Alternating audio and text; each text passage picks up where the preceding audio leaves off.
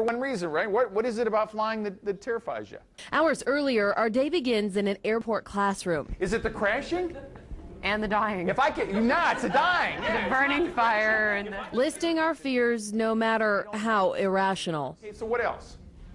Birds. Birds, right? And what about birds? They're everywhere. That they'll take down the plane, basically. That they'll take down the plane, yeah. Right? The goal is then to bust those fears with education, replacing what we were imagining was happening to the planes with every sound and every bump with actual fact. How far do you drop in the worst drop you've ever been in?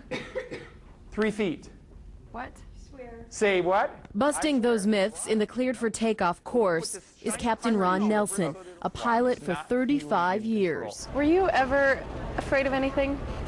Yeah, absolutely. I was afraid to fly. Yeah. Yep.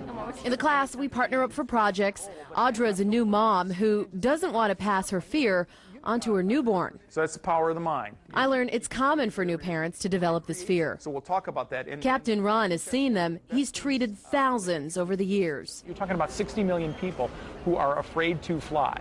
Now, the ones that are not white-knuckled but still have a lot of anxiety, the numbers are huge. I just want you to relax and just breathe and just notice how you're breathing. The seminar soothes, and although probabilities rarely help me, I learn I have a better chance of being killed by a donkey than dying in a plane crash. And those molecules of air are running into each other. I also learned some tidbits about turbulence. And the airplane can withstand that. Soon, our ground class is over. If you have any questions, please ask one of your flight And it's attendants. test time for what we've learned.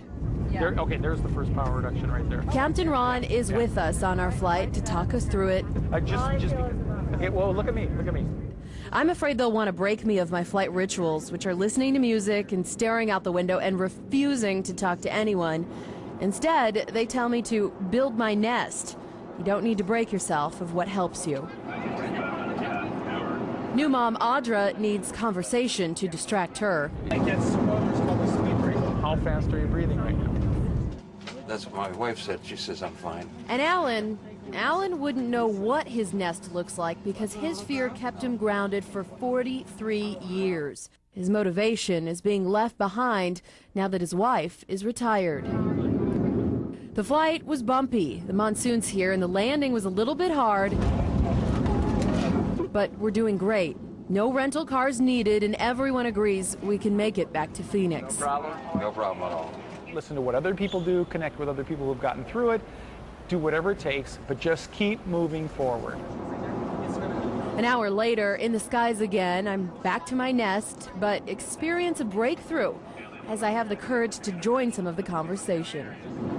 Audra is also improving, and Alan, the guy who hasn't flown in 4 decades, does something none of us have the guts to do.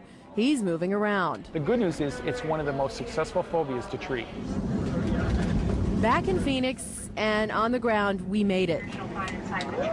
I feel a lot better. The support from Captain Ron and his crew made a huge difference for me. Good job! God bless America West. Alan says thanks to the program, he'll fly again and experience retirement with his wife. Now, where are we going?